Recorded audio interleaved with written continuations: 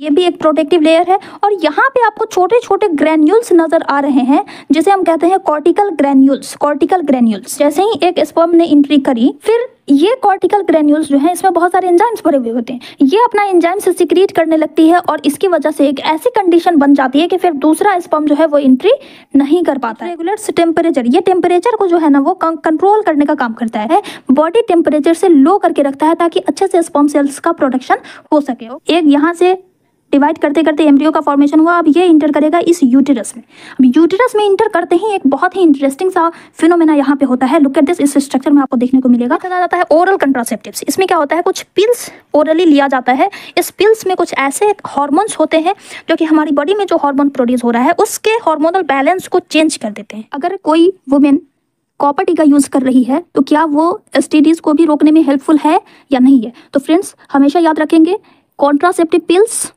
Copper T, vasectomy and tubectomy, ये सारे contraceptive method सिर्फ और सिर्फ प्रेगनेंसी को प्रिवेंट करते हैं, ना कि एसटीडीज को। ये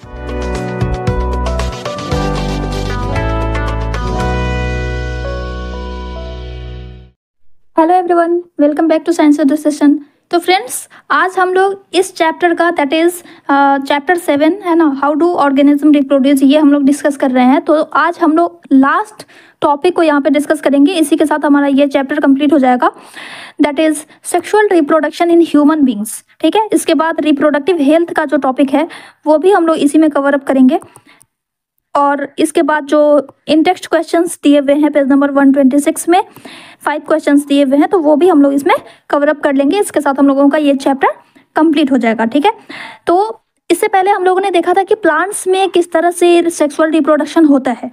आपको पता होना चाहिए कि प्लांट्स ऐसे ऑर्गेनिजम्स हैं जो सेक्सुअल मोड को भी अपनाते हैं और सेक्सुअल मोड को भी अपनाते हैं। लेकिन ह्यूमन बींग्स की अगर हम बात करें, और ह्यूमन बींग्स में आपको ये कंसीडर करके चलना है कि हमारे अलावा जितने भी मैमल्स हैं, राइट, उन सभी में सेक्सुअल रिप्रोडक्शन बिल्कुल हमारी तरह होता है, ह्यूमन बींग्स की तरह होता है। तो आइए डिस्कस करते हैं।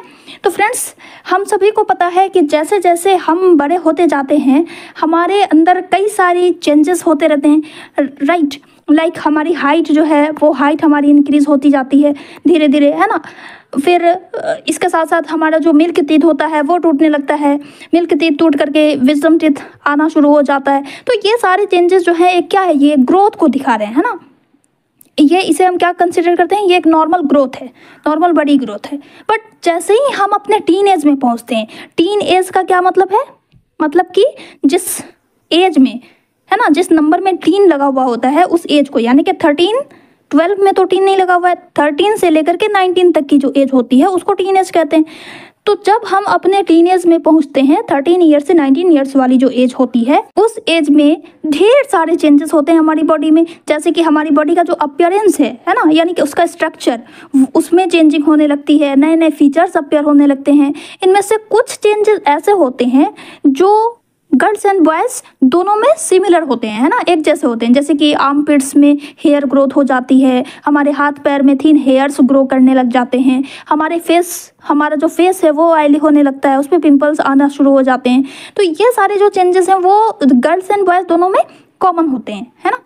हम अपनी बॉडी की केयर करना स्टार्ट कर देते हैं, बट ये सब तो कॉमन हो गया। लेकिन कुछ ऐसे भी चेंजेस होते हैं जो गर्ल्स में अलग होते हैं, बॉयज़ में अलग होते हैं। जैसे कि बॉयज़ की बात अगर हम करें तो बॉयज़ की आवाज़ भारी होना शुरू हो जाती है, आवाज़ क्रैक होने लग जाती है ना, मूंछें आना स्टार्ट हो जाती हैं। फिर कुछ और टाइम गुजरने के बाद, कुछ और एज गुजरने के बाद फिर बियर्ड आना शुरू हो जाता है। गर्ल्स की अगर हम बात करें तो गर्ल्स में ब्रेस्ट डेवलपमेंट स्टार्ट हो जाता है, उसके बॉडी का स्ट्रक्चर चेंज होना शुरू हो जाता है, मेंस्ट्रुएशन स्टार्ट हो जाता है। तो ये सारे चेंजेस है, राइट। तो ये सारे जो चेंजेस हैं ह्यूमंस में, ये क्या शो कर रहे हैं, ये मैच्योरिटी को शो करते हैं, राइट। ये हमारे अंदर मैच्योरिटी को शो करते हैं, बॉडी में सेक्सुअल मैच्योरेशन को शो करते हैं, यानी कि हमारी बॉडी पूरी तरह से अब मैच्योर हो गई है, रिप्रोडक्टिव सिस्टम प्रॉपर्ली ग्रो कर चुका है इस एज में। तो इन सारी चीज़ों को ये एज शो करता है। इसी एज को, इसी एडोलेसेंस पीरियड को, ये जो 13 से 19 ईयर्स वाली जो एज होती है ना, इसी को प्यूबर्टी कहा जाता है। ठीक है। सो व्हाट इज प्यूबर्टी, हम कैसे डिफाइन करेंगे इसे? Puberty is the process of physical, emotional, mental and hormonal changes. हम फिजिकली भी फिट हो जाते हैं, फिजिकली भी मैच्योर हो जाते हैं, इमोशनल फीलिंग्स भी हमारे अंदर डेवलप हो जाती है, कब हंसना है कब रोना है ये सारी चीज़ें, मेंटली भी हम मैच्योर हो जाते हैं एंड हार्मोनल चेंजेस भी हमारी बॉडी में स्टार्ट हो जाते हैं during adolescence, leading to sexual maturity and the ability to reproduce. अब हमारे अंदर वो कैपेबिलिटी आ जाती है कि हम अब रिप्रोड्यूस कर सकते हैं, तो उस एज को कहा जाता है प्यूबर्टी। क्लियर? अब सवाल ये आता है कि इन चेंजेस का रिप्रोडक्शन से क्या कनेक्शन है भाई? हम तो यहाँ पे सेक्सुअल रिप्रोडक्शन पढ़ रहे थे, फिर प्यूबर्टी का क्या और ये सारे चेंजेस का क्या मतलब है? तो of course this changes are linked to the reproductive process. देखो, एक्चुअली जब हम प्यूबर्टी गेन कर लेते हैं ना, तो हमारे जो गोनेड्स हैं यानी कि रिप्रोडक्टिव ऑर्गन्स, राइट, उससे हॉर्मोन्स का सिक्रीशन होने लगता है ना, हॉर्मोन्स का सिक्रीशन होना स्टार्ट हो जाता है और हॉर्मोन्स के सिक्रीशन की वजह से ही ये सारे चेंजेस होते हैं। इस बारे में मैंने कंट्रोल एंड कोऑर्डिनेशन चैप्टर में भी डिस्कस किया था। अगर आपने वो चैप्टर नहीं देखे हैं तो आप जाकर के एक बार देख सकते हैं मेरे चैनल पे। ओके, तो इसमें मैंने बताया था मेल गोनेड्स की अगर हम बात करें तो मेल गोनेड्स यानी कि टेस्टिस को कहा जाता है। तो टेस्टिस से एक हार्मोन सिक्रीट होता है। इस टेस्टिस को फ्रेंड्स कहीं कहीं पे आप देखते होंगे कि TES लिखा जाता है और कहीं कहीं पे TIS लिखा जाता है। तो TIS जो है ना वो सिंगुलर है और TES जब हम लिखते हैं तो वो प्लूरल होता है। ठीक है, दोनों ही सही है, कंफ्यूज नहीं होना है। ओके, तो ये मेल गोनेड्स जो होता है टेस्टिस, इससे निकलता है testosterone hormone and female gonads जो होती है ओवरी, जिससे एग भी प्रोड्यूस होता है और इस टेस्टिस से ही स्पर्म का प्रोडक्शन, टेस्टिस में ही स्पर्म का प्रोडक्शन होता है और ये टेस्टोस्टेरोन हार्मोन भी रिलीज करता है। इसी तरह से ओवरी जो है मेल गोनेड्स, इससे दो हार्मोन रिलीज होते हैं, एक होता है एस्ट्रोजन और दूसरा होता है प्रोजेस्टेरोन। प्रोजेस्टेरोन जो है ये जो है प्रेगनेंसी के टाइम में ये अपना रोल प्ले करता है और एस्ट्रोजन जो है, जो अभी हमने चेंजेस की बात करी, डिफरेंट चेंजेस जो होते हैं प्यूबर्टी में, तो वो सारे चेंजेस इन्हीं हार्मोन्स की सिक्रीशन का रिजल्ट है। ठीक है, इन्हीं के रिजल्ट में हमें डिफरेंट चेंजेस दिखाई देते हैं। अब देखिए, हमने प्लांट्स में देखा था कि सेक्सुअल रिप्रोडक्शन के लिए 2 जर्म सेल्स चाहिए होते हैं, राइट। हमने इसके बेसिक्स में भी देखा था कि सेक्सुअल रिप्रोडक्शन तभी हो सकता है जब 2 जर्म सेल्स प्रोड्यूस हो और दोनों जर्म सेल्स में फ्यूजन हो, यानी कि 2 इंडिविजुअल का होना ज़रूरी है, 2 इंडिविजुअल्स चाहिए ही चाहिए। इसी तरह से ह्यूमन बींग्स में भी, इस ह्यूमन बींग्स में भी 2 इंडिविजुअल का होना ज़रूरी है और दोनों इंडिविजुअल, अगर हम फीमेल की बात करें तो फीमेल जो है वो फीमेल गैमेट प्रोड्यूस करती है एंड मेल जो होते हैं वो मेल गैमेट प्रोड्यूस करते हैं, दैट इज स्पर्म। ठीक है, ये मेल पेरेंट प्रोड्यूस करते हैं, ये फीमेल पेरेंट प्रोड्यूस करती है। गर्ल्स में जर्म सेल जो होता है ये ओवम बनना तो बर्थ के पहले से ही, जब वो अपने वोम में होती है तभी वो बिफोर बर्थ, ठीक है, इसमें जो है बिफोर बर्थ ही एग का फॉर्मेशन स्टार्ट हो जाता है, लेकिन इमेच्योर, ये इमेच्योर फॉर्म में होती है। और जब ये गर्ल अपनी प्यूबर्टी एज को गेन कर लेती है, 12-13 साल की हो जाती है, तब इसमें जो है मैच्योर एग जो है वो मैच्योर होना स्टार्ट हो जाती है और मेंस्ट्रुएशन स्टार्ट हो जाता है ना। मेंस्ट्रुएशन स्टार्ट हुआ, दैट मीन्स कि ओवम जो है वो क्या हो गया, मैच्योर होना स्टार्ट हो गया। ठीक है, और मेल के केस में अगर हम बात करें तो मेल में बिफोर बर्थ स्पर्म का प्रोडक्शन नहीं होता है। इसमें कब बनता है, जब ये मेल 12 से 13 साल का हो जाता है, यानी कि प्यूबर्टी की एज में, एट प्यूबर्टी एज में स्पर्म का फॉर्मेशन स्टार्ट होता है। ठीक है, फीमेल में बिफोर बर्थ ही स्टार्ट हो जाता है एंड मेल में प्यूबर्टी के एज में स्टार्ट होता है। ओके, सो याद रखेंगे आप ये दोनों चीज़ें कि गर्ल्स में जो एग फॉर्मेशन है वो बिफोर बर्थ होता है एंड मेल्स में एट प्यूबर्टी। ओके, नाउ अब इस स्ट्रक्चर को देखिए,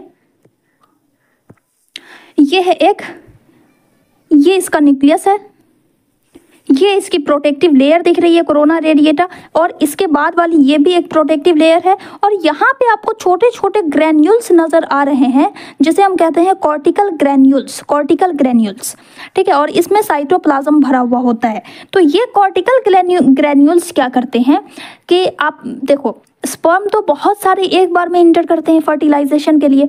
तो बहुत सारे स्पर्म जो हैं जब वो आते हैं यहाँ पे एक के पास बहुत सारे स्पर्म आते हैं, लेकिन उसमें से सिर्फ एक ही फ्यूज कर पाता है इस एक से। ऐसा क्यों हो पाता है? क्योंकि जैसे ही एक स्पर्म इसके अंदर इन कर जाता है, जैसे ही एक स्पर्म ने एंट्री करी, जैसे ही एक स्पर्म इसके अंदर एंट्री किया, फिर ये कॉर्टिकल ग्रैन्यूल्स जो हैं इसमें बहुत सारे एंजाइम्स भरे हुए होते हैं। ये अपना एंजाइम्स सिक्रीट करने लगती है और इसकी वजह से एक ऐसी कंडीशन बन जाती है कि फिर दूसरा स्पर्म जो है वो एंट्री नहीं कर पाता है, ठीक है। तो ये दूसरे स्पर्म को एंट्री करने से रोकने का काम करती है कॉर्टिकल ग्रैन्यूल्स। ओके, स्पर्म के स्ट्रक्चर की बात करें तो देखो यहाँ पे इसमें 3 पार्ट होते हैं। ये इसका हेड पार्ट है, ये मिड पीस है, मिडिल पार्ट, और ये जो है ये टेल जो कि इसे मूवमेंट में मदद करता है। इसे हम फ्लैजेलम भी कहते हैं या टेल भी कहते हैं या एक्सो, और लास्ट वाला जो पार्ट होता है ना ये इसको हम एक्सोनिम कहते हैं, ठीक है। मिडिल पीस जो होता है उसमें बहुत सारे माइटोकॉन्ड्रिया भरे हुए होते हैं जो कि इसे एनर्जी प्रोवाइड करते हैं। हेड रीजन में एक बहुत ही इंपॉर्टेंट पार्ट होता है दैट इज एक्रोसोम। एक्रोसोम क्या करता है? इसमें बहुत सारे एंजाइम्स भरे हुए होते हैं जो कि इस एग के पास जब ये आता है, जब ये इस एग के पास आता है तो ये जो दीवार है ना, ये जो बाउंड्री है, इस बाउंड्री को डाइजेस्ट करने में वो एंजाइम्स मदद करते हैं। ये एक्रोसोम इससे टच करता है, टच करने के बाद इसमें जो एंजाइम्स होते हैं वो रिलीज होते हैं और वो उसको इसका रास्ता क्लियर कर देता है इसको घुसने के लिए, इसको अंदर जाने के लिए। तो ये आसानी से इन कर जाता है, ठीक है। तो ये है स्ट्रक्चर स्पर्म एंड एग का। स्पर्म को हम मेल गैमेट कहते हैं, ओवम फीमेल गैमेट हुआ, ठीक है। तो इस तरह से स्पर्म एंड एग में अगर हम अंतर की बात करें, डिफरेंस की बात करें तो क्या डिफरेंस है? तो देखिए, सबसे पहला डिफरेंस फॉर्मेशन टाइम दोनों में अलग अलग होता है। एक सेल जो है वो बर्थ से पहले ही बनना शुरू हो जाती है, लेकिन स्पर्म सेल जो है वो प्यूबर्टी के टाइम पे बनना स्टार्ट होती है। फॉर्मेशन प्रोसेस को हम क्या कहते हैं? तो एक सेल के बनने को हम oogenesis कहते हैं। ओ मतलब ovum, ovum formation oogenesis। Sperm cell के फॉर्मेशन को हम स्पर्मेटोजेनेसिस कहते हैं, स्पर्म का फॉर्मेशन स्पर्मेटोजेनेसिस। ओके, अच्छा, ये प्रोडक्शन होता कहाँ पे है? तो एक सेल बनती है ओवरी में एंड स्पर्म सेल का प्रोडक्शन होता है टेस्टिस में, ठीक है।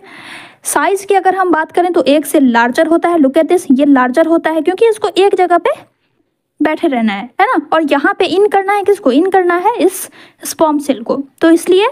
और दूसरी बात कि इसमें जो है इस एक सेल में फूड स्टोर्ड रहता है ताकि एनर्जी प्रोवाइड हो सके, तो इसलिए इस एक सेल का जो साइज है वो लार्जर होता है एंड स्पर्म सेल का साइज स्मॉलर होता है। मोटिलिटी की बात करें यानी मूवमेंट, कौन मूव करता है और कौन नहीं मूव करता है, तो एक सेल ये एक जगह पे फिक्स रहता है। इसकी बॉडी में आता है स्पर्म, है ना, तो ये नॉन मोटाइल हो गया और स्पर्म सेल जो होते हैं वो मोटाइल होते हैं, ठीक है। अब देखो, रिलीज पर मंथ कितने एक सेल्स रिलीज होते हैं? तो 2 ओवरीज होती हैं दोनों साइड में, राइट, दोनों साइड में 2 ओवरीज होती हैं।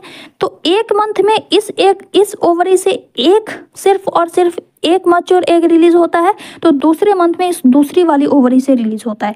यानी कि हमारे पास 2 ओवरीज होती हैं बट हर महीने, हर मंथ सिर्फ और सिर्फ एक मैच्योर एग का रिलीज होता है। ओके, बट स्पर्म के केस में अगर हम बात करें तो इसमें बहुत सारे स्पर्म सेल्स एक साथ रिलीज होते हैं, एक साथ मैच्योर होते हैं और बहुत सारे स्पर्म सेल्स एक साथ रिलीज होते हैं पर मंथ, ठीक है। तो ये थे कुछ डिफरेंसेस जो कि आपके लिए इंपॉर्टेंट है, इसे भी आप मेंशन करेंगे अपने नोट्स में, ठीक है। अब हम लोग बात करते हैं कि ह्यूमन बींग्स में रिप्रोडक्शन कैसा होता है। तो देखिए, सेक्सुअल रिप्रोडक्शन के बेसिक्स में ही हमने डिस्कस किया था इसके स्टेप्स को। सबसे पहला स्टेप्स क्या होता है भाई? सबसे पहला स्टेप होता है गैमेट फॉर्मेशन, जो कि हमने देख लिया है ना। टेस्टिस में गैमेट का फॉर्मेशन होगा, मेल गैमेट का, एंड ओवरी में फीमेल गैमेट का प्रोडक्शन हो जाता है ना, जो कि किसके थ्रू होता है? तो मियोसिस की प्रोसेस के थ्रू होता है। मियोसिस की प्रोसेस क्यों होती है? ताकि क्रोमोसोम नंबर को हाफ किया जा सके, half the amount of DNA, इसके लिए मियोसिस की प्रोसेस होती है और मियोसिस के थ्रू जो है गैमेट का फॉर्मेशन होता है। ये फर्स्ट प्रोसेस। सेकंड प्रोसेस क्या होती है भाई? सेकंड प्रोसेस होती है गैमेट ट्रांसफर की, है ना। Gamete transfer it's very important process in sexual reproduction, क्योंकि सेक्सुअल रिप्रोडक्शन में जो है दो इंडिविजुअल्स होते हैं और दोनों की बॉडी अलग अलग है, तो दो गैमेट्स को तो एक साथ लाना पड़ेगा ना, तभी तो ये फ्यूज होंगे। तो इसलिए gamete transfer is very important process. Okay, हमने प्लांट्स में तो देखा था कि प्लांट्स में पॉलिनेशन होता है, पॉलिनेशन के थ्रू जो है पॉलन ग्रेन्स फीमेल बॉडी पे पहुंचते हैं, है ना। देन पॉलन ट्यूब फॉर्मेशन होता है और इसके जरिए पॉलन एग के पास पहुंच जाते हैं। तो ह्यूमन के केस में भी गैमेट ट्रांसफर के लिए ना कुछ ऐसा ही होता है। ह्यूमन के केस में क्या होता है, एक ऐसी प्रोसेस होती है जिसके थ्रू गैमेट्स होता है उसका ट्रांसफर किया जाता है। उस प्रोसेस को कहते हैं सेक्सुअल इंटरकोर्स, ठीक है। तो उस प्रोसेस को समझने के लिए सबसे पहले हमें तो मेल रिप्रोडक्टिव सिस्टम को समझना होगा, फीमेल रिप्रोडक्टिव सिस्टम को समझना होगा, ठीक है। तो पहले आइए हम लोग इस सिस्टम को समझ लेते हैं, उसके बाद फिर हम लोग देखेंगे प्रोसेस कि किस तरह से गैमेट ट्रांसफर होने के बाद किस तरह से गैमेट का ट्रांसफर होता है और किस तरह से सेक्सुअल रिप्रोडक्शन परफॉर्म किया जाता है ह्यूमन बींग्स में, ठीक है। तो चलिए सबसे पहले हम लोग बात कर लेते हैं मेल रिप्रोडक्टिव सिस्टम की। Look at this diagram. ये देखिए, ये साइड व्यू दिया हुआ है आपको, ये साइड व्यू दिया हुआ है और ये है आपका फ्रंट व्यू।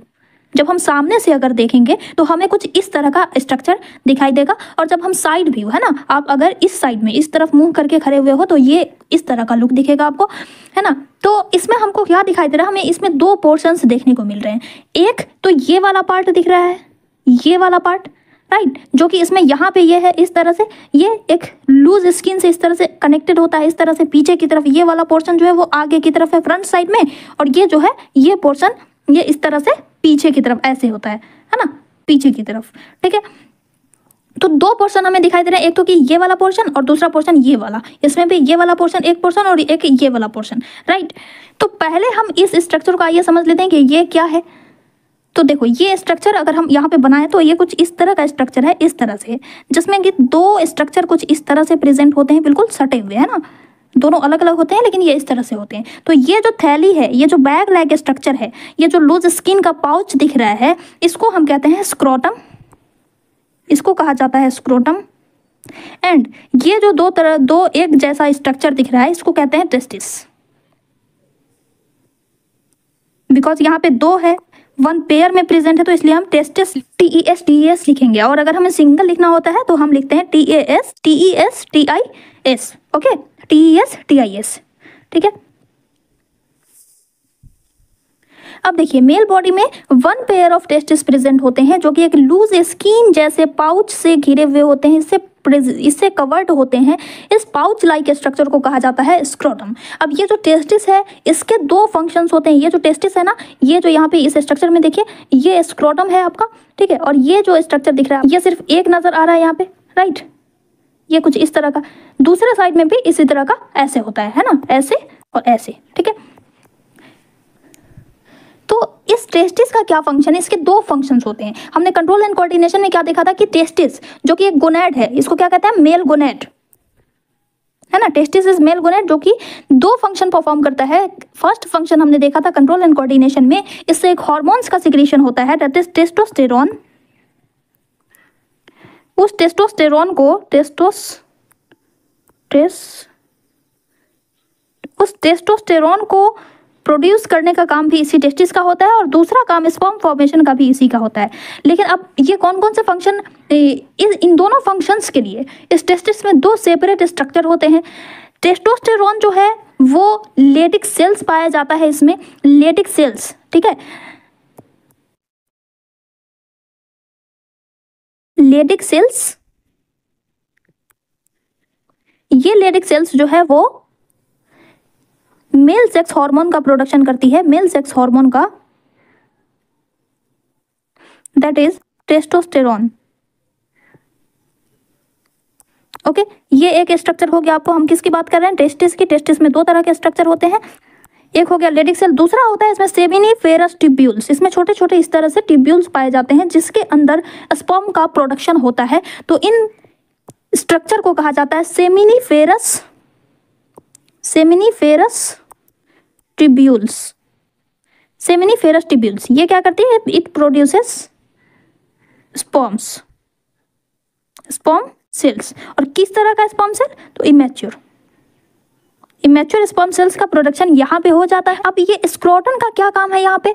तो ये स्क्रोटम जो है इस टेस्टिस को जर्म सेल प्रोड्यूस करने के लिए, है ना, इसे जर्म सेल प्रोड्यूस करने के लिए एक फेवरेबल कंडीशन प्रोवाइड करता है। अब फेवरेबल कंडीशन कैसे प्रोवाइड करता है? तो ये स्क्रोटम जो है, क्रोटम क्या करता है? It regulates temperature. ये टेम्परेचर को जो है ना वो कंट्रोल करने का काम करता है। ये इस मीडियम के टेम्परेचर को मेंटेन करके रखता है, बॉडी टेम्परेचर से लो करके रखता है, ताकि अच्छे से स्पर्म सेल्स का प्रोडक्शन हो सके। Okay, so scrotum regulates temperature, it helps in thermo regulation. Okay, तो ये था एक पोर्शन जहां पर जर्म सेल्स प्रोड्यूस होते हैं। अब ये जो इमेच्योर सेल्स यहाँ पे बना, इस टेस्टिस में जो फॉर्मेशन हुआ इमेच्योर सेल्स का, अब इसे मैच्योरेशन के लिए ये यहाँ पर से आपको एक एंट्री दिख रही है, ये इस तरह से इसमें आने की एक एंट्री आपको दिख रही है, इस वाले स्ट्रक्चर में आने की, ये इस वाले स्ट्रक्चर में आने की एक एंट्री, एक ओपनिंग दिख रही है यहाँ पे आपको। तो ये टेस्टिस में क्या होता है, इमेच्योर सेल्स बने। अब ये मैच्योरेशन के लिए आते हैं इस स्ट्रक्चर में, जिसको हम कहते हैं एपिडिडाइमिस। ठीक है, इसमें यहाँ पे मैच्योरेशन होता है। अब एक स्पर्म सेल्स यहाँ पे मैच्योर हो गए। अब इस एपिडिडाइमिस से लुक एट दिस, ये आगे जाकर के एक कंस्ट्रिक्टेड ट्यूब लाइक स्ट्रक्चर में ये इस तरह से आगे की तरफ बढ़ जाती है। इससे एक ट्यूब निकलती है जो कि आगे जाकर के यूरेथ्रा से मिल जाती है। इसी यूरेथ्रा से, जहाँ से यूरिनेशन होता है, इसी यूरेथ्रा से आकर के ये मिल जाती है। ठीक है, तो इस ट्यूब को, ये जो पतली ट्यूब दिख रही है ना, इस ट्यूब को कहते हैं वैस डिफरेंस। ठीक है, इस ट्यूब का क्या नाम है? वैस डिफरेंस। यहाँ पे मैच्योर सेल्स, स्पर्म सेल्स बने, उसके बाद वो आता है मैच्योरेशन के लिए एपिडिडाइमिस में, यहाँ पे मैच्योरेशन हो गया। अब यहाँ से मैच्योर्ड स्पर्म सेल्स आगे बढ़ता है किसके थ्रू? वैस डिफरेंस के थ्रू। और ये वैस डिफरेंस आगे जाकर के यूरेथ्रा में मिल जाता है, और ये यूरेथ्रा जो है वही यूरेथ्रा है जहाँ से यूरिन भी पास होता है और स्पर्म भी। ठीक है, तो आपको याद रखने वाली बात है कि स्पर्म एंड यूरिन के बॉडी से बाहर निकलने का एक ही बात होता है मेल बॉडी में, दैट इज यूरेथ्रा। यहाँ से स्पर्म भी पास होते हैं एंड यूरिन भी पास होता है। ठीक है, अब देखो, वैस डिफरेंस से यूरेथ्रा तक आने के रास्ते में 3 ग्लैंड्स यहाँ पे प्रेजेंट होते हैं। 3 ग्लैंड्स प्रेजेंट होते हैं। लुक एट दिस, इस फिगर में देखिए। पहले इसमें देखो, ये फिगर आपको बनाना है एग्जाम में। ठीक है, तो यहाँ पे देखो, एक ग्लैंड ये दिख रहा है, एक ग्लैंड ये दिख रहा है, एक ग्लैंड ये दिख रहा है। 3 ग्लैंड यहाँ पे प्रेजेंट होते हैं। ये सब एक साइड का दिख रहा है। ये वाला जैसे इस साइड है ना, वैसे ही उस साइड एक और होता है, यानी कि पेयर में होता है सेमाइनल वेसिकल्स। दूसरा यहाँ पे दिख रहा है, ये इस ग्लैंड को कहते हैं बल्बो यूरेथ्रा या काउपर्स। इस ग्लैंड का नाम यहाँ पे नहीं है, इसको हम कहते हैं काउपर ग्लैंड, काउपर्स ग्लैंड। ठीक है, या इसको बल्बो यूरेथ्रल भी कहा जाता है, bulbo urethral gland, bulbo urethral gland. ठीक है, और तीसरा है सेमाइनल वेसिकल्स, तीसरा है प्रोस्टेट ग्लैंड। ठीक है, तीसरा है प्रोस्टेट ग्लैंड्स।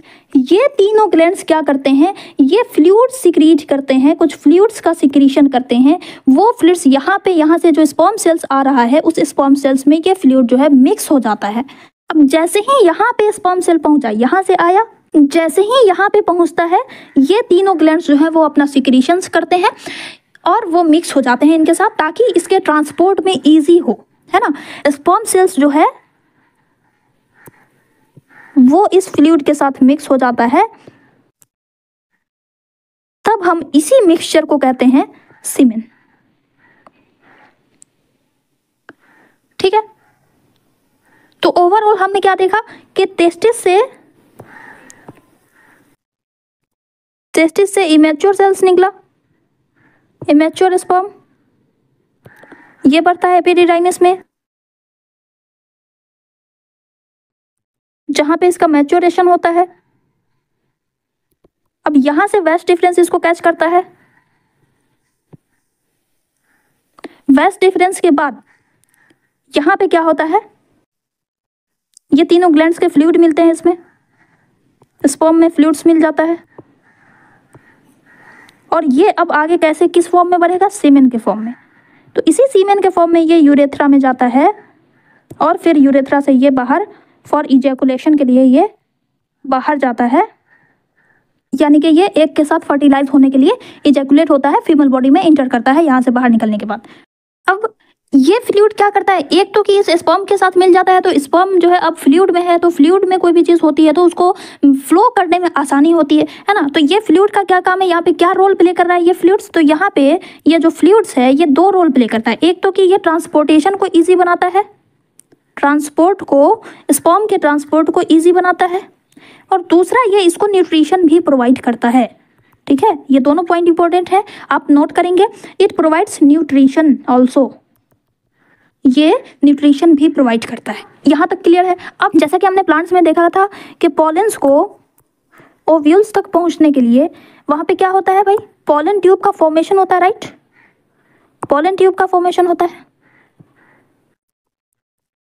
और यही पॉलन ट्यूब इसको कैरी करके ओव्यूल तक छोड़ता है। लाइकवाइज ह्यूमन बीइंग्स में भी स्पर्म को फीमेल गैमेट के पास ट्रांसफर करने के लिए एक स्पेशल ऑर्गन होता है जिसे हम कहते हैं penis, and this is penis. ये जो आपको दिख रहा है ये structure, this is called penis, जो इस यूरेथ्रा को कवर अप किया रहता है। ये एक पतली नली जो है इसको कवर अप किए हुए रहता है, एंड इसके ऊपर ये जो आपको दिख रही है, ये जो स्किन दिख रही है ना, ये लूज स्किन होती है जिसे हम कहते हैं फोर स्किन, इसको कहा जाता है फोर स्किन। ओके, तो ये था मेल रिप्रोडक्टिव ऑर्गन। कैसे, यहाँ पे इमेच्योर स्पर्म सेल्स का प्रोडक्शन हुआ, उसके बाद ये आता है एपिडिडाइमिस में, एपिडिडाइमिस से वेस्ट डिफरेंस में, वेस्ट डिफरेंस से क्रॉस करते हुए ये यहाँ पे आता है, सेमाइनल वेसिकल्स फ्लूइड सिक्रीट करता है। बेसिकली ये फ्रक्टोज का सिक्रेशन होता है जिससे एनर्जी मिलती है स्पर्म को, फिर ये आगे बढ़ता है तो यहाँ पे प्रोस्टेट ग्लैंड मिलता है, ये भी कुछ फ्लूइड्स का सिक्रेशन करता है। उसके बाद अच्छा एक और बात, प्रोस्टेट ग्लैंड जो है वो सिर्फ एक होता है और जस्ट इस यूरिनरी ब्लैडर के जस्ट नीचे प्रेजेंट होता है और सिर्फ सिंगल होता है ना, बाकी ये दोनों ग्लैंड जो है वो पेयर में प्रेजेंट होते हैं। ठीक है, अब यहाँ पे पहुंचा, ये फ्लूइड मिक्स हो गया, अब यहाँ पे क्या, यहाँ से क्या फ्लो होगा, यहाँ से फ्लो होगा सीमेन, और यही सीमेन ही फीमेल बॉडी के अंदर इंटर करता है, सीमेन के फॉर्म में ही स्पर्म का ट्रांसफर होता है। ठीक है, उसके बाद ये सीमेन आगे बढ़ेगा, यूरेथ्रा में आएगा, उसके बाद फिर यहाँ से इजैकुलेट कर दिया जाता है। तो ये था मेल रिप्रोडक्टिव सिस्टम। इसके जितने भी पार्ट्स मैंने बताया वो यहाँ पे मैंने मेंशन कर दिए, you can go through it. देखो स्क्रोटम, इसका डिस्क्रिप्शन भी मैंने लिख दिया है, इसको आप बस आप क्या करोगे, मेल रिप्रोडक्टिव सिस्टम का हेडिंग देना है और उसके बाद आपको ये टेबल उसमें मेंशन कर देना है, आप जैसे लिखना चाहो वैसे लिख सकते हैं बस। ठीक है, स्क्रोटम क्या करता है, एक लूज पाउच ऑफ स्किन होता है जो कि प्रोटेक्ट करता है टेस्टिस को और उसको उसकी जगह पर होल्ड करके रखता है। फंक्शन क्या है, it lowers the temperature than normal body temperature. Testis एक पेयर है oval shaped male reproductive organ का जो कि एब्डोमिनल कैविटी के आउटसाइड स्क्रोटम में प्रेजेंट होता है। ये क्या करता है, इसका क्या काम है, तो सेमिनिफेरस ट्यूब्यूल्स इसका एक पार्ट है जिससे इमेच्योर स्पर्म सेल्स प्रोड्यूस होते हैं एंड लेडिक सेल्स से टेस्टोस्टेरोन हार्मोन सिक्रीट होता है। उसके बाद एपिडिडाइमिस एक क्वाइल्ड ट्यूब है जो कि मैच्योर स्पर्म को स्टोर करता है एंड वेस्ट डिफरेंस को ट्रांसफर करता है। इसका काम है स्पर्म मैच्योरेशन करना एंड वेस्ट डिफरेंस को ट्रांसपोर्ट करना।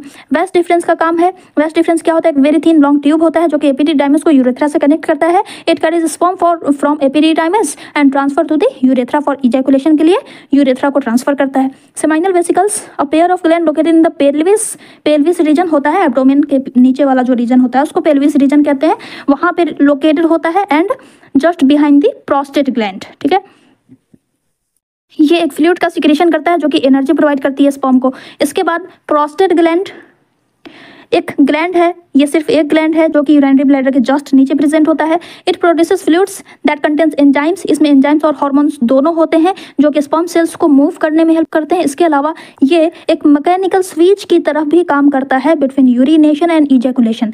यही वो ग्लैंड है जो इस चीज़ को कंट्रोल करता है कि कब इंसान को यूरिनेशन करना है और कब इजैकुलेशन करना है, यानी कि कब वो सेक्सुअल इंटरकोर्स करना चाहता है। ठीक है, उसके बाद है बल्बो यूरेथ्रल काउपर्स ग्लैंड। ये भी एक स्मॉल ग्लैंड होता है, पेयर में प्रेजेंट होता है जो कि यूरेथ्रा को लिब्रिकेट करता है।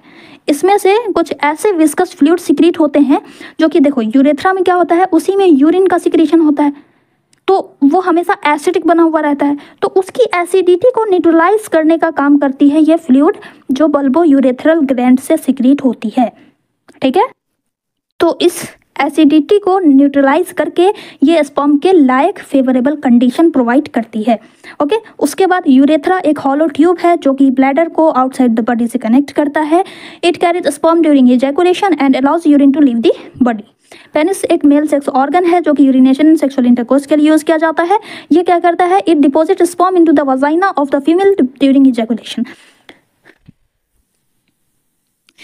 जैसा कि मैंने ट्यूब की बात करी थी, पॉलन ट्यूब क्या करता है? पॉलन ग्रेन्स को ओव्यूल्स तक पहुंचाने का काम करता है। जस्ट लाइक दैट इस पेनिस का भी काम होता है स्पर्म को वजाइना में डिपॉजिट करने का। ठीक है, तो ये था मेल रिप्रोडक्टिव सिस्टम। इसी तरह से फीमेल रिप्रोडक्टिव सिस्टम की अगर हम बात करें तो जैसे कि हमने मेल रिप्रोडक्टिव सिस्टम में देखा, जर्म सेल्स प्रोड्यूस करने के लिए एक पेयर ऑफ ऑर्गन प्रेजेंट होता है, दैट इज टेस्टिस।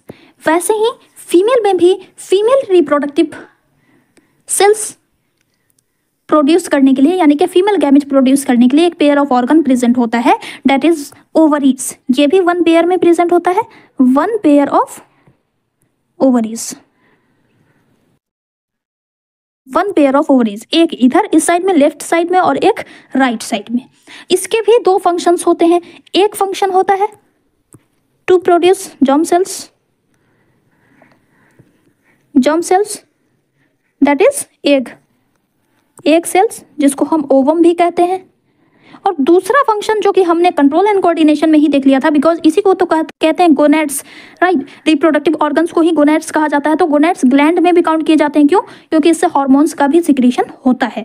तो ये दूसरा फंक्शन इसका है टू प्रोड्यूस हार्मोन्स। और दो तरह के हार्मोन्स का सिक्रीशन होता है, एक एस्ट्रोजन जिससे प्यूबर्टी के टाइम में जो चेंजेस आते हैं वो आते हैं, एंड दूसरा होता है प्रोजेस्टेरॉन जिसका रोल होता है प्रेगनेंसी के टाइम में। ठीक है, अब देखो जैसा कि मैंने कहा था, गर्ल्स में एक फॉर्मेशन बिफोर बर्थ ही स्टार्ट हो जाता है।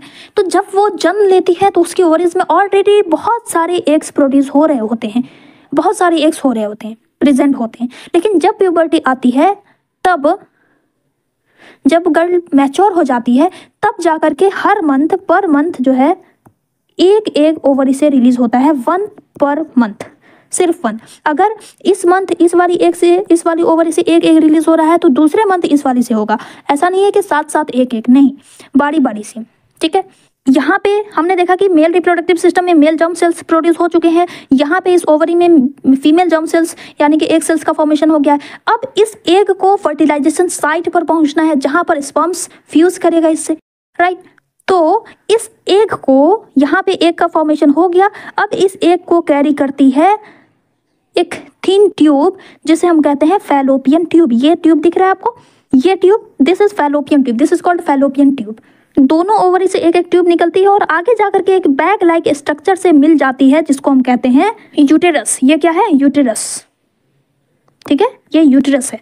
ओके, अब ये यूटेरस फीमेल बॉडी के पेल्विक रीजन में आकर के, यहाँ पे ये देखो, ये इस रीजन में आकर के ओपन हो जाता है। इस रीजन को हम कहते हैं सर्विक्स। और फिर ये सर्विक्स आगे जाकर के वजाइना में ओपन होता है। ये एक रीजन में, एक ओपनिंग में खुलता है जिसे हम कहते हैं वजाइना। ये हो गया स्ट्रक्चर। अब आइए हम लोग देखते हैं कि ह्यूमन बींग्स में सेक्सुअल रिप्रोडक्शन कैसे होता है। तो फर्स्ट स्टेप तो हमारा क्लियर है कि गैमेट फॉर्मेशन है ना। मेल पेरेंट्स में स्पर्म का फॉर्मेशन हुआ, राइट। फीमेल पेरेंट्स में एग्स का फॉर्मेशन हुआ। अब ये स्पर्म और ये एग दोनों मिलकर के क्या करेंगे? फ्यूज करेंगे। तो लुक एट दिस, ये है ओवरी, ये ओवरी रही, इसमें एग सेल्स प्रोड्यूस होते हैं और जब प्यूबर्टी आ जाती है तो ये इसी में मैच्योर भी होते हैं। स्पर्म के केस में क्या था कि स्पर्म फॉर्मेशन टेस्टिस में होता है, लेकिन उसका मैच्योरेशन एपिडिडाइमिस में होता है। लेकिन फीमेल के केस में इसी में प्रोडक्शन भी होता है और इसी में मैच्योरेशन भी होता है। ओके, अब ये एक सेल मैच्योर हो गई। यहाँ पे मान लो ये एक सेल है जो कि मैच्योर हुई है। अब ये जैसे ही ये बाहर इस ओवरी को छोड़ करके बाहर रिलीज होती है, तो इस रिलीज होने को हम कहते हैं ovulation. The process in which egg cells are released from the ovary is called ovulation. इसी प्रोसेस को हम कहते हैं ओव्यूलेशन। अब जैसे ही एक ओवरी से निकला, इसे कैच करने के लिए यहाँ पे देखो, ये फिंगर लाइक प्रोजेक्शंस आपको दिख रहा है, ये फिंगर लाइक प्रोजेक्शंस होता है। इस फिंगर लाइक प्रोजेक्शंस को हम कहते हैं फिम्ब्री। इस फिंगर लाइक प्रोजेक्शंस का नाम है फिम्ब्री। ठीक है, यहाँ पे देखिए ये जो है इसको हम कहते हैं फिम्बरी। अब ये फिम्बरी जो है वो हमेशा मूव करता रहता है, हिलता रहता है। ठीक है, तो जैसे ही इसमें एक आया यहाँ पे, ये क्या करता है, हिलते हिलते ये पास ऑन कर देता है इस फैलोपियन ट्यूब को। अब ये फैलोपियन ट्यूब इसको कैरी करती है, ये ऐसे रिलीज हुई, यहाँ पे आ गया एग। अब यहाँ पे ये एग पड़ा हुआ है। अब इस फैलोपियन ट्यूब में क्या होता है, तो ध्यान से सुनिएगा। अब यहाँ से प्रोसेस स्टार्ट होगी सेक्सुअल रिप्रोडक्शन की। यहाँ से एक रिलीज हो गया फैलोपियन ट्यूब में। अब क्या होता है, जैसा कि हमने प्लांट्स के केस में देखा था कि फर्टिलाइजेशन से पहले क्या होता है, पॉलिनेशन होता है ना, जिसमें male gamete female reproductive part के पास आता है। ठीक वैसा ही ह्यूमन के केस में भी जब रिप्रोडक्शन करना होता है तो male gamete female reproductive part के पास लाया जाता है, जिसे हम कहते हैं सेक्सुअल इंटरकोर्स, जिसे हम कहते हैं सेक्सुअल इंटरकोर्स। ठीक है, first process gamete formation done हो गई। सेकंड प्रोसेस होता है सेक्सुअल इंटरकोर्स, जिसमें स्पर्म को इस वजाइना के अंदर इंटर किया जाता है। और कैसे किया जाता है, तो ये जो स्ट्रक्चर था, जो रिप्रोडक्टिव मेल रिप्रोडक्टिव पार्ट होता है, उसको इसके अंदर इंटर किया जाता है, इजैकुलेट किया जाता है। सिंपल टर्म में कहें तो इंसर्ट किया जाता है। अब यहाँ पे ये स्पर्म सेल इस तरह से आ जाता है। ठीक है, बहुत सारे स्पर्म सेल्स रिलीज हो गए इसमें, यहाँ पे बहुत सारे स्पर्म सेल्स रिलीज हो गए। अब ये धीरे धीरे करते करते ये इसमें आता है और उसके बाद ये सीधा इसमें चला जाता है, ये इधर डायरेक्टेड हो जाता है फैलोपियन ट्यूब की तरफ। अब ये डायरेक्शन किसकी वजह से होता है, इसको कौन गाइड कर रहा है कि फैलोपियन ट्यूब में जाना है, तो जैसा कि हमने प्लांट्स के केस में देखा था कि प्लांट्स में क्या होता है, प्लांट्स में जो ओव्यूल्स होता है उसमें जो एक सेल्स प्रेजेंट होती है वो क्या करती है, कुछ केमिकल्स का रिलीज करती है, जिसकी वजह से पॉलन ट्यूब्स उसी की तरफ मूव करता है पॉलन। ठीक उसी तरह से यहाँ पर भी इस ओवरी में जो एक प्रेजेंट है वो रिलीज होकर के इस फैलोपियन ट्यूब में आ चुका है। अब ये यहाँ पर से कुछ हार्मोन्स का सिक्रीशन करती है, कुछ केमिकल्स का सिक्रीशन करती है, जिसको सेंस करके ये स्पर्म यहाँ पे पहुँचता है। ठीक है, अब यहाँ पे स्पर्म आ चुका है और ये एग सेल्स आ चुकी है। अब दोनों, इन दोनों का फ्यूजन हो जाएगा, फर्टिलाइजेशन होगा तो एग एंड स्पर्म ये दोनों मिलकर के क्या बना लेते हैं, जाइगोट बना लेते हैं, जिसको हम फर्टिलाइज्ड एग भी कहते हैं। तो थर्ड प्रोसेस फर्टिलाइजेशन। ठीक है, इस तरह से फर्टिलाइजेशन की प्रोसेस हो जाती है। और उसके बाद कहाँ पे हो रही है, तो यहाँ पे फैलोपियन ट्यूब में। तो ये बात आपको ध्यान में रखनी है कि फर्टिलाइजेशन कहाँ पे होती है, फैलोपियन ट्यूब में, जिसे हम ओविडक्ट भी कहते हैं। वैसे ही वैस डिफरेंस को स्पर्म डक्ट भी कहा जाता है, याद रखेंगे। ओके, अब यहाँ पे जाइगोट का फॉर्मेशन हो गया, जिसे हम फर्टिलाइज्ड एग भी कहते हैं। उसके बाद अब ये फर्टिलाइज्ड एग जाइगोट जो है वो बार बार डिवाइड कर करके क्या बना लेता है, एम्ब्रियो फॉर्मेशन करेगा, जिसे हम कहते हैं एम्ब्रियोजेनेसिस। तो इस तरह से यहाँ पे एग यहाँ से डिवाइड करते करते एम्ब्रियो का फॉर्मेशन हुआ। अब ये इंटर करेगा इस यूटेरस में। अब यूटेरस में इंटर करते ही एक बहुत ही इंटरेस्टिंग सा फिनोमेना यहाँ पे होता है। लुक एट दिस, इस स्ट्रक्चर में आपको देखने को मिलेगा। यहाँ से एग रिलीज हुआ, यहाँ पे स्पर्म सेल्स से फ्यूज हुआ, फर्टिलाइजेशन हो गया यहाँ पे। अब ये बन गया जाइगोट। अब ये जाइगोट फिर आगे 2 सेल में डिवाइड करेगा, फिर 2 से 4 सेल स्टेज, फिर 8 सेल स्टेज। ऐसे ही करते करते ये बन जाता है ब्लास्टोसिस्ट। उसके बाद ये पहुंचता है यूटेरस में। ठीक है, अब यूटेरस के स्ट्रक्चर को थोड़ा समझिए। यूटेरस जो होता है ना, ये इस तरह का यूटेरस है हमारा। ठीक है, अब यूटेरस में 3 लेयर्स होती हैं इस तरह से।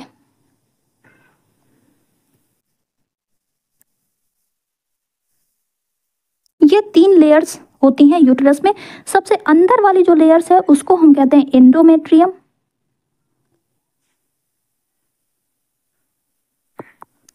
मिडिल वाली लेयर को हम कहते हैं मायोमेट्रियम।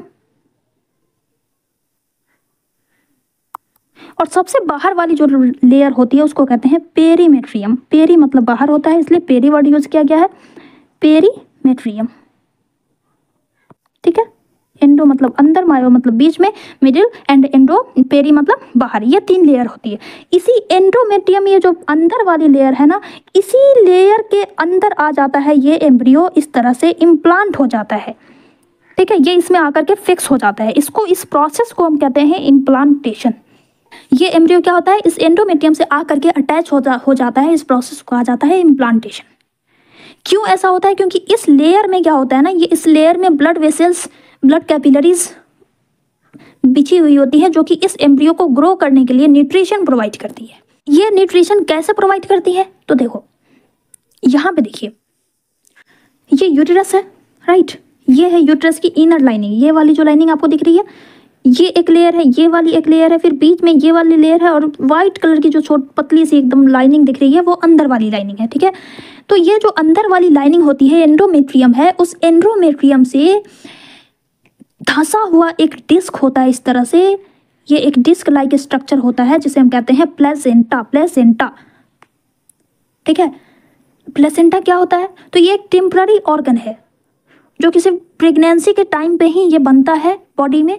और इसका काम क्या होता है? तो ये एक न्यूट्रिशन प्रोवाइड करता है, एक लार्ज सरफेस एरिया प्रोवाइड करता है, और इसमें वेलाई होती है जो कि इसे न्यूट्रिशन प्रोवाइड करती है इस एम्ब्रियो को। ये जो ग्रोविंग एम्ब्रियो है अंदर ग्रो कर रहा है उसको ये न्यूट्रिशन प्रोवाइड करती है। ये जो ग्रोविंग एम्ब्रियो है यहाँ पे, ये अभी पूरी तरह से फीटस के फॉर्म में नहीं हुआ है, अभी ये एम्ब्रियो ग्रो ही कर रहा है। उससे कनेक्टेड कैसे होता है? तो ये एक ट्यूब के थ्रू कनेक्टेड होता है जिसे हम कहते हैं अम्बिलिकल कॉर्ड। इस ट्यूब का नाम है अम्बिलिकल कॉर्ड। ठीक है, इसको हम कहते हैं अम्बिलिकल कॉर्ड।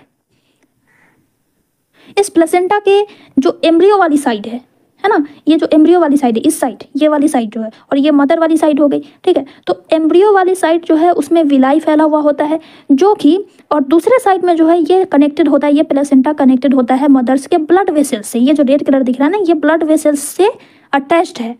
तो क्या होता है, माँ जो भी खाना खाती है वो उस माँ के ब्लड के थ्रू यहाँ पे पहुँचता है, और ये प्लेसेंटा उस ब्लड में से उसको सक कर लेता है, उस सब्सटेंसेस को, न्यूट्रिशन को, ऑक्सीजन को सक कर लेता है, और सक करके ये ट्रांसफ़र कर देता है इस विलाई में, और विलाई उसको एब्जॉर्ब करके, विलाई का क्या काम होता है? एब्जॉर्प्शन, है ना।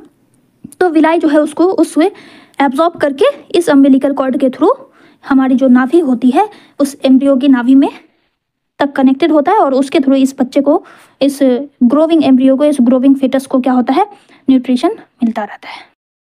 ठीक है, अब सिर्फ न्यूट्रिशन ही नहीं बल्कि ये जो फेटस है ना, ये जो इसमें ग्रो कर रहा है, ये हमारी ही तरह कुछ वेस्ट सब्सटेंसेस भी जनरेट करता है। अब ये खाना खा रहा है तो वेस्ट तो बनेगा ही, तो वेस्ट मटेरियल भी जनरेट करता है। अब उस वेस्ट मटेरियल को भी यही प्लेसेंटा रिसीव करता है, यहाँ से रिसीव करता है, और फिर माँ के ब्लड में आकर के यहाँ पे रिलीज कर देता है, और फिर वो माँ के ब्लड के साथ फिल्टर होकर के बाहर, बॉडी के बाहर निकल जाता है। इस तरह से एम्ब्रियो ग्रो कर करके क्या बनता है? फीटस बन जाता है, और फिर फीटस जो है वो आगे 9 मंथ तक उसमें ग्रो करते करते चाइल्ड के फॉर्म में बॉडी से बाहर निकाल दिया जाता है।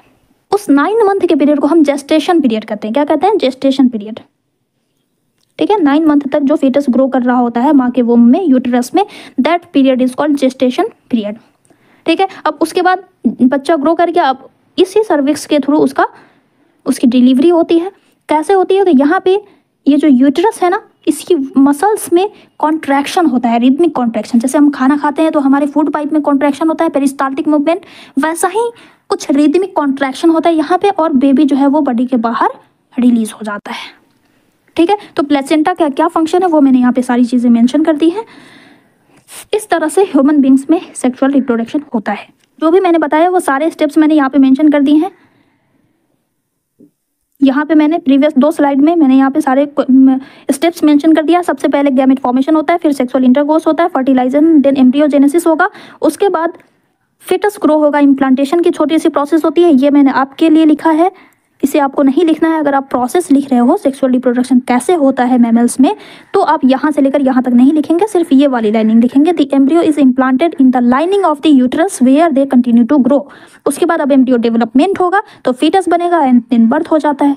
ठीक है, ये तो हो गई भाई फर्टिलाइजेशन की बात। अब एक क्वेश्चन यहाँ पे अराइज होता है कि अगर ये फर्टिलाइजेशन नहीं हो, हमने देखा कि हमारी बॉडी में, फीमेल बॉडी में हर मंथ एक एग का प्रोडक्शन होता है, 1 एग हमेशा प्रोड्यूस होता है एवरी मंथ, तो हम हमेशा तो प्रेग्नेंट नहीं होते हैं, है ना। तो अगर वो एग फर्टिलाइज नहीं होता है तब इस एग का क्या होता है? What happens when the egg is not fertilised?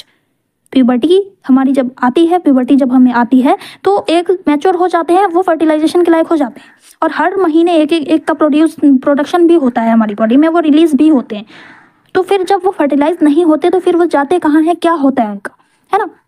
तो एक्चुअली क्या होता है, जब ये एक फर्टिलाइज नहीं होता है तो 1 दिन तक तो ये हमारी बॉडी में रहता है, और उसके बाद ये जो है वो हमारी बॉडी के द्वारा या तो रीएब्जॉर्ब कर लिया जाता है ना, और बिकॉज ये प्रोसेस हर मंथ होती है, हर मंथ एक एग रिलीज होता है, तो इसके लिए यूटेरस जो होती है वो भी अपनी प्रिपरेशन करती है। यूटेरस की वॉल जो है वो ठीक हो जाने लगती है जब एग का प्रोडक्शन होता है, ताकि अगर फर्टिलाइज्ड एग हमारे पास आए तो हम उसका अच्छे से खातिर कर सके, उसका अच्छे से स्वागत कर सके।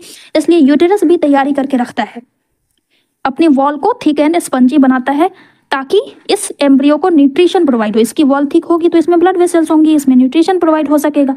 ठीक है, तो इस फर्टिलाइज एग को नॉरिशमेंट देने के लिए यूटेरस वॉल जो होती है वो थिक एंड स्पंजी हो जाती है। लेकिन अगर एक फर्टिलाइज ही नहीं हुआ तो फिर यही यूटेरस की वॉल जो है वो टूट करके म्यूकस एंड ब्लड के फॉर्म में डिस्चार्ज होने लगती है बॉडी से, जिसको हम कहते हैं मेंस्ट्रुएशन। ठीक है, इसी ब्लीडिंग को कहा जाता है मेंस्ट्रुएशन, जो कि रफली एवरी मंथ परफॉर्म होता है एंड ये 2 से 8 दिनों तक कंटिन्यू रहता है। ठीक है, तो ये प्रोसेस होती है जब एक फर्टिलाइज नहीं होता है तो हमें क्या होता है, फीमेल बॉडी में मेंस्ट्रुएशन साइकिल परफॉर्म होती है। ठीक है, अब हम बढ़ते हैं अपने लास्ट टॉपिक की तरफ, that is reproductive health. Reproductive health देखो, जैसा कि इस वर्ड से ही पता चल रहा है हेल्थ का क्या मतलब होता है, ऑल एस्पेक्ट्स से फिट एंड फाइन रहना, हमारी बॉडी के डिफरेंट ऑर्गन्स का प्रॉपरली फंक्शन करना हेल्दी कहलाता है, हेल्थ कहलाता है। अब यहाँ पे रिप्रोडक्टिव हेल्थ है तो रिप्रोडक्टिव हेल्थ का सीधा सा मतलब है रिप्रोडक्टिव ऑर्गन्स का हेल्दी रहना और नॉर्मल फंक्शन परफॉर्म करना। लेकिन हम तो जानते हैं कि हमारी बॉडी में जितने भी सिस्टम्स हैं, जितने भी ऑर्गन्स हैं, वो सब एक दूसरे से क्या हैं, कोऑर्डिनेटेड वे में काम करते हैं। कंट्रोल एंड कोऑर्डिनेशन हमने देख लिया है, पढ़ा है ना। तो अगर कोई सिस्टम खराब है तो उसका इफेक्ट रिप्रोडक्टिव सिस्टम पे भी पड़ेगा, रिप्रोडक्टिव ऑर्गन पे भी पड़ेगा, है ना, और ये प्रॉपर्ली फंक्शन नहीं करेंगे। तो डैट मीन्स अगर हम फिजिकली फिट नहीं हैं तो हम रिप्रोडक्टिवली हेल्दी भी नहीं हैं। तो रिप्रोडक्टिवली हेल्दी होने के लिए, रिप्रोडक्टिव हेल्थ अच्छा होने के लिए ज़रूरी है कि हम physically, emotionally, behaviourally and socially fit and fine हों। ठीक है, so overall reproductive health is not only concern with reproductive system but along with this an emotional, behavioral, social well-being in all aspects of reproduction is also important। ठीक है, अब देखो, अब अगर female बिल्कुल फिट है ना, लेकिन मेल में कोई डिफेक्ट है, तो हो सकता है, हम जानते हैं कि सेक्सुअल रिप्रोडक्शन का सेकंड स्टेप होता है सेक्सुअल इंटरकोर्स, जिसमें मेल गैमेट को फीमेल गैमेट तक पहुंचाया जाता है। तो हो सकता है कि इस मेल में जो डिफेक्ट है वो इस फीमेल बॉडी में ट्रांसफर हो जाए, और ऐसा होता है फ्लूइड के जरिए या सांस के जरिए, एयर के जरिए ये ट्रांसमिट हो सकता है।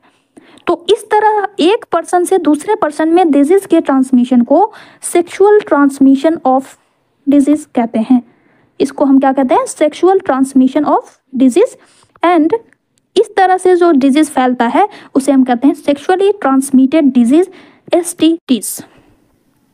ठीक है, डिजीज और infection which are transmitted from one person to another person through sexual intercourse are called STDs।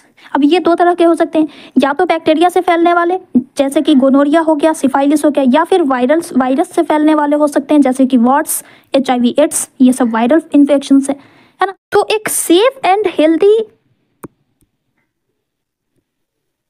Sexual act perform करने के लिए ये ज़रूरी है कि इन डिजीज से प्रोटेक्शन मेंटेन की जाए, इस डिजीज से प्रोटेक्शन प्रोवाइड किया जाए, राइट। तो इसी प्रोटेक्शंस के कुछ मेथड्स को हम इस पोर्शन में कवर अप करने वाले हैं। अब देखो, अब अगर इस सेक्सुअल एक्ट को हम प्रॉपर्ली अच्छे से इसको अगर हम सेफली परफॉर्म करेंगे तो जाहिर सी बात है कि STDs को भी प्रिवेंट किया जा सकता है, राइट। और आजकल आप देख रहे हो पॉपुलेशन भी कितनी बढ़ रही है, तो पॉपुलेशन को कंट्रोल करने के लिए कहीं ना कहीं प्रेगनेंसी को कंट्रोल करना होगा। प्रेगनेंसी को अगर कंट्रोल किया जाता है तो पॉपुलेशन ऑटोमेटिकली वो कंट्रोल में हो जाएगी और अल्टीमेटली STDs भी कंट्रोल हो जाएंगे, राइट। तो इसे प्रिवेंट करने के लिए, safe and healthy sexual intercourse के लिए कुछ मेथड्स अपनाए जाते हैं जिसे हम कहते हैं कॉन्ट्रासेप्टिव मेथड्स। इस कॉन्ट्रासेप्शन का मतलब ही होता है अवॉइडिंग प्रेगनेंसी। कॉन्ट्रासेप्शंस इसका मतलब ही होता है टू अवॉइड प्रेगनेंसी को अवॉइड करना। तो इस कॉन्ट्रासेप्शंस के लिए जो मेथड्स अपनाए जाते हैं उसको हम कॉन्ट्रासेप्टिव मेथड्स कहते हैं। अब बात आती है कि इसका यूज ही क्यों किया जाता है, इसके क्या एडवांटेजेस हैं, किसके लिए कॉन्ट्रासेप्टिव मेथड्स अपनाया जाता है, क्यों अडॉप्ट किया जाता है। तो this is used for preventing pregnancy, सबसे पहली बात कि प्रेगनेंसी को प्रिवेंट करने के लिए। दूसरी बात पॉपुलेशन ग्रोथ को कंट्रोल करने के लिए। तो अगर हम प्रेगनेंसी को अवॉइड करेंगे तो पॉपुलेशन ग्रोथ भी कंट्रोल होगी ultimately, right. So contraception can help control the rate of birth और पॉपुलेशन ग्रोथ। इसके अलावा एसटीडीज, सेक्सुअली ट्रांसमिटेड डिजीज को भी प्रिवेंट करने के लिए इसे अपनाया जाता है। Reducing the need for unsafe abortion. अब देखिए किसी किसी को मन नहीं होता है प्रेगनेंसी मेंटेन करने का, प्रेगनेंसी कैरी करने का, तो वो क्या करती है, अनसेफ एबॉर्शन करवा लेती है। तो इस चीज़ को भी प्रिवेंट किया जा सकता है अगर हमारी इच्छा नहीं है, अगर हम नहीं चाह रहे हैं, तो हम इस मेथड्स को यूज़ करके हम इससे बच सकते हैं। फिफ्थ इम्पोर्टेंस ये है इसे अपनाने का, बेनिफिट्स फॉर वुमेन। ये वुमेन्स एजुकेशन को बेनिफिट देती है। अगर किसी को अभी फैमिली प्लानिंग करने का मन नहीं है, उसकी इच्छा नहीं है, वो फिजिकली मेंटली अगर वो रेडी नहीं है इस चीज़ के लिए, तो हम कंट्रासेप्टिव मेथड्स का यूज़ करके हम इस चीज़ से बच सकते हैं। अगर कोई वीमेन जो है वो एजुकेशन करना चाहती है तो उस टाइम में भी ये मेथड्स अपनाए जा सकते हैं। तो ये कुछ एडवांटेजेस हैं। अब इन मेथड्स में सबसे पहला मेथड आ जाता है क्रिएशन ऑफ मैकेनिकल बैरियर। इसमें क्या होता है, इसमें कुछ physical devices like condoms use किया जाता है, या फिर कुछ ऐसे ही कवरिंग, कुछ अलग तरह की डायफ्राम हो जाता है इसमें, आपको है ना एक ही नाम याद रखना है, आपके बुक में दिया हुआ है सिर्फ और सिर्फ कंडोम्स, तो वही याद रखना है आपको, ओके। इसके अलावा डायफ्रैगम होता है, सर्वाइकल कैप होता है, सर्विक्स पे लगा दिया जाता है ताकि स्पर्म और एग का फ्यूजन नहीं हो सके। फर्टिलाइजेशन को रोकने के लिए ये चीज़ें अपनाई जाती हैं। इसे क्या किया जाता है, पेनिस और वाजाइना के ऊपर इसे कवर अप कर दिया जाता है ताकि स्पर्म एग के पास नहीं पहुंच सके, फर्टिलाइजेशन नहीं हो सके। जब फर्टिलाइजेशन ही नहीं होगा तो फिर रिप्रोडक्शन नहीं होगा, ठीक है। सेकंड मेथड आ जाता है ओरल कंट्रासेप्टिव्स। इसमें क्या होता है, कुछ पिल्स ओरली लिया जाता है। इस पिल्स में कुछ ऐसे हार्मोन्स होते हैं जो कि हमारी बॉडी में जो हार्मोन प्रोड्यूस हो रहा है उसके हार्मोनल बैलेंस को चेंज कर देते हैं। इसकी वजह से क्या होता है कि एग्स या तो वो बॉडी से रिलीज ही नहीं होगा, ओवरी से रिलीज ही नहीं हो पाता है, या फिर फर्टिलाइजेशन नहीं हो पाता है, ठीक है। लेकिन इस ओरल कंट्रासेप्टिव्स के बहुत सारे साइड इफेक्ट्स भी होते हैं, तो इससे बचना चाहिए, ओके। थर्ड मेथड होता है यूज ऑफ आईयूसीडीज। आईयूसीडीज का मतलब है इंटर यूटेरिन कॉन्ट्रासेप्टिव डिवाइसेस।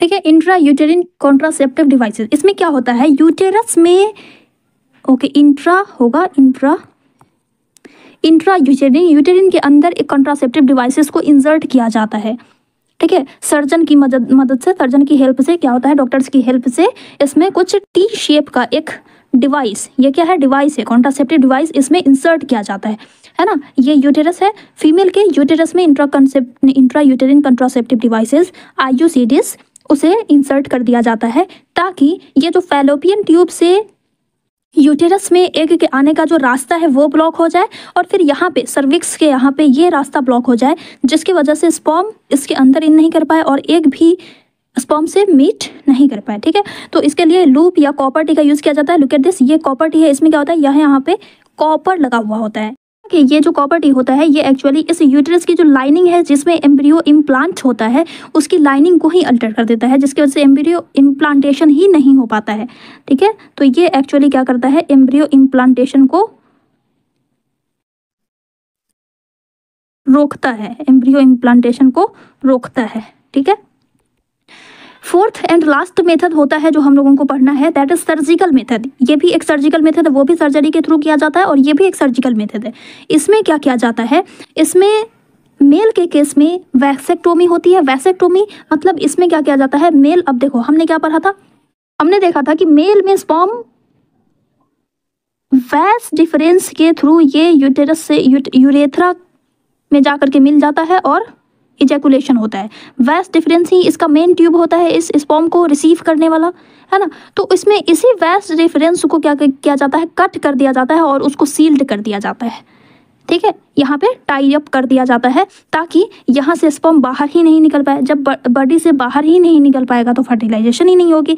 तो इस तरह से वैसेक्टोमी के थ्रू भी फर्टिलाइजेशन को प्रिवेंट किया जाता है। वैसे ही फीमेल में ट्यूबेक्टोमी होता है। अब फीमेल में देखो, ओवरी में यहाँ पे एक प्रोड्यूस हुआ, अब वो रिलीज होकर के कहाँ जाता है, फैलोपियन ट्यूब में। फैलोपियन ट्यूब से इस यूटरस में आएगा, तभी फर्टिलाइजेशन एम्ब्रियो डेवलपमेंट स्टार्ट होगा, राइट। तो इस फैलोपियन ट्यूब को ही कट कर दिया जाता है ताकि इधर से जो स्पर्म आ रहा है वो इस एग से मीट ही नहीं कर पाए, या फिर इधर से जो एग आ रहा है वो इस यूटरस में नहीं आ पाएगा। तो इस तरह से फीमेल में ट्यूबेक्टोमी करा करके एक फैलोपियन ट्यूब के स्मॉल पार्ट को रिमूव कर दिया जाता है और उसे टाई अप कर दिया जाता है वहाँ पे, जिसकी वजह से एग यूटरस में नहीं पहुँच पाए, ठीक है। तो ये कुछ मेथड्स होते हैं जिसका इस्तेमाल करके प्रेगनेंसी को रोका जाता है, ठीक है। अब देखिए, कुछ लोग ऐसे होते हैं कि इन सर्जरीज का मिस यूज़ करते हैं, गलत फ़ायदा उठाते हैं। क्या करते हैं कुछ लोग कि वो डॉक्टर से प्री नेटल डिटर्मिनेशन करवा लेते हैं। प्री नेटल डिटर्मिनेशन एक ऐसी प्रोसेस होती है जिसमें ये पता किया जाता है कि एम्ब्रियो जो ग्रो कर रहा है उसका सेक्स क्या है, वो फीमेल है या वो मेल है। उसके सेक्स को डिटरमाइन कर लिया जाता है। डॉक्टर उसमें क्या करते हैं, इस प्रोसेस में एक्चुअली क्या होता है कि अब देखो, ये यूटेरस है ना, इसमें बेबी ग्रो कर रहा है इस तरह से। तो इसमें कुछ एमनियोटिक फ्लूइड भरे हुए होते हैं। उस एमनियोटिक फ्लूइड को डॉक्टर ले लेते हैं और उसको एनालाइज करते हैं, और इसमें इस एमनियोटिक फ्लूइड में कुछ फीटस का कुछ सेल्स मौजूद होता है, जिससे ये पता चल जाता है कि वो फीमेल है या मेल है। तो इस तरह से सेक्स डिटरमाइन करके बता देते हैं, और उसका लोग गलत फ़ायदा उठा लेते हैं। अगर लड़की होती है तो उसे पैदा होने से पहले ही उसको किल कर देते हैं और कहते हैं कि अबॉर्शन करा देने के लिए। तो ये होता है female foeticide, illegal sex selective abortion of female foetus. अगर फीमेल फीटस है तो उसको पैदा होने से पहले ही पेट में ही खत्म कर देना, दैट इज कॉल्ड फीमेल फोर्टिसाइड, ठीक है। तो ये जो है प्रीनेटल सेक्स डिटर्मिनेशन, ये हमारे इंडिया में बैन है, ये नहीं करवाया जा सकता, ये हमारे यहाँ इलीगल है। अगर कोई कराता है तो उसे सज़ा मिलती है, ठीक है। इसी के साथ हमारा ये चैप्टर कंप्लीट हो जाता है। अब कुछ इंटेक्स्ट क्वेश्चन आइए देख लेते हैं। फर्स्ट क्वेश्चन है, how is the process of pollination different from fertilization. Pollination की प्रोसेस फर्टिलाइजेशन की प्रोसेस से कैसे डिफरेंट है। तो पॉलिनेशन में क्या होता है, पॉलिनेशन में पॉलेंस को ट्रांसफर किया जाता है स्टिग्मा पे, और ये किसकी हेल्प से होता है, तो ये सर्टेन पॉलिनेटर्स, यहाँ पे सर्टेन पॉलिनेटर होता है ना, यहाँ पे पॉलिनेटर्स होगा, ठीक है। और पॉलिनेटर्स में आ जाता है आपको एयर, वाटर, बर्ड्स, ये सब। एंड फर्टिलाइजेशन में क्या होता है, गैमेट्स का फ्यूजन होता है, मेल एंड फीमेल गैमेट्स का फ्यूजन होता है। It occurs inside the ovule and leads to the formation of zygote. ये ओव्यूल के अंदर होता है एंड ये किसी पॉलिनेटर्स की हेल्प से होता है। What is the role of seminal vesicles and prostate gland. Seminal vesicles का क्या रोल होता है, प्रोस्टेट ग्लैंड का क्या रोल होता है। तो सेमाइनल वेसिकल्स और प्रोस्टेट ग्लैंड जो कि मेल रिप्रोडक्टिव सिस्टम में पाया जाता है, और ये क्या करता है, ये कुछ सीक्रीट करते हैं, ये कुछ फ्लूइड सीक्रीट करते हैं, जिसकी वजह से स्पर्म का जो ट्रांसफ़र है वो इजी हो जाता है, और दूसरा इट प्रोवाइड्स न्यूट्रिशन आल्सो। तो ये दो रोल होता है इस ग्लैंड का, ठीक है। Next, what are the changes in girls at the time of puberty. Puberty के टाइम पे गर्ल्स में कौन कौन से चेंजेस देखने को मिलते हैं। तो thick hair, growth in arms, pit and genital area, thinner hair on legs, arms में कुछ हेयर ग्रोथ होने लगता है, ऑयली स्किन हो जाती है, पिंपल्स अपीयर होने लगते हैं, ब्रेस्ट साइज इंक्रीज होना शुरू हो जाता है, darkening of the skins of the nipples at the tips of the breast, start of menstruation cycle, ठीक है। ये कुछ चेंजेस हैं। Next, fourth question, how does the embryo get nourishment inside the mother's body. माँ के पेट में जब embryo grow कर रहा होता है तो उस टाइम में उसे नॉरिशमेंट कहाँ से मिलता है, उसे न्यूट्रिशन कहाँ से मिलता है। तो मदर्स के ब्लड से मिलता है with the help of placenta, right. और प्लेसेंटा यूटेरिन वॉल में इम्बेडेड होता है, इसमें विलाई प्रेजेंट होते हैं एम्ब्रियो साइड में, जो कि और मदर साइड में ब्लड स्पेस होता है। इस ब्लड से विलाई जो है वो एब्जॉर्ब करते हैं, माँ जो खाना खाती है, जो भी फूड न्यूट्रिशंस लेती है उसको एब्जॉर्ब करता है ये विलाई, और एम्ब्रियो को पहुंचाता है with the help of umbilical cord, है ना। इसके अलावा प्लेसेंटा का क्या काम है, ये एक लार्ज सरफेस एरिया प्रोवाइड करता है for glucose and oxygen transport के लिए, है ना। इवन वेस्ट सब्सटेंसेस भी होते हैं, उनका भी ट्रांसपोर्ट इसी प्लेसेंटा के थ्रू होता है, ठीक है। चलो लास्ट क्वेश्चन देख लेते हैं। If a woman is using a copper T, will it help in protecting her from sexually transmitted disease. अगर कोई वुमेन कॉपर टीका यूज़ कर रही है तो क्या वो एसटीडीज को भी रोकने में हेल्पफुल है या नहीं है। तो फ्रेंड्स हमेशा याद रखेंगे, कॉन्ट्रासेप्टिव पिल्स जो दवाइयाँ लेते हैं प्रेगनेंसी को प्रिवेंट करने के लिए वो पिल्स, कॉपर टी, वैसेक्टोमी जो कि सर्जिकल मेथड है, एंड ट्यूबेक्टोमी। ये सारे कॉन्ट्रासेप्टिव मेथड सिर्फ और सिर्फ प्रेगनेंसी को प्रिवेंट करते हैं, ना कि एसटीडीज को। ये आप लोग याद रखेंगे, स्टार मार्क करके इसको नोट कर लेना है, ठीक है।